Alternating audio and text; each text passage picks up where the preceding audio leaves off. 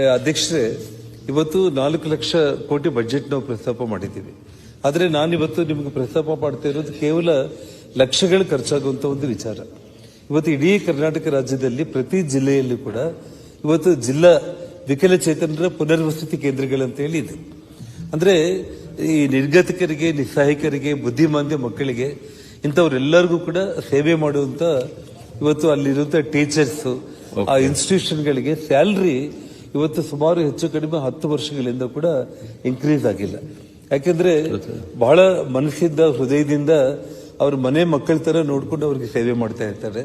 ಹಾಗಾಗಿ ಆ ಟೀಚರ್ಗಳಿಗೆ, ಆ ಇನ್ಸ್ಟಿಟ್ಯೂಷನ್ಗಳಿಗೆ ಸ್ಯಾಲರಿ ಇನ್ಕ್ರೀಸ್ ಮಾಡೋದಕ್ಕೆ ಸರ್ಕಾರ ಒಂದು ಯೋಚನೆ ಮಾಡಿ ತಕ್ಷಣ ಅದನ್ನ ಎಲ್ಲ ಅವ್ರ ಹತ್ರ ಕಂಪ್ಲೀಟ್ ರೆಡಿಯಾಗಿದೆ. ಅವರ ಅನುಮೋದನೆ ಮಾಡಿ ಆ ಸ್ಯಾಲರೀಸ್ ಇನ್ಕ್ರೀಸ್ ಮಾಡಬೇಕು. ಜೊತೆಗೆ ಅಂಗವಿಕಲರ ವೇತನಗಳೇನಿದೆಯಲ್ಲ ಅದು ಇದುವರೆಗೂ ಕೂಡ ಸುಮಾರು ವರ್ಷಗಳಿಂದ ಅವರ ಪೆನ್ಷನ್ ಸ್ಕೀಮ್ಸ್ ಏನಿದೆ ಹಳೇದು ಅದು ಹಾಗೆ ಕಂಟಿನ್ಯೂ ಆಗ್ತಾ ಇದೆ. ಇವತ್ತು ಏನು ಸನ್ಮಾನ್ಯ ಮುಖ್ಯಮಂತ್ರಿಗಳು ಬಜೆಟ್ ಅನ್ನು ಮಂಡಿಸಿದ್ದಾರೆ.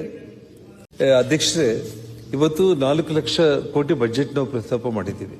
ಆದರೆ ನಾನಿವತ್ತು ನಿಮಗೆ ಪ್ರಸ್ತಾಪ ಮಾಡ್ತಾ ಇರೋದು ಕೇವಲ ಲಕ್ಷಗಳು ಖರ್ಚಾಗುವಂತ ಒಂದು ವಿಚಾರ.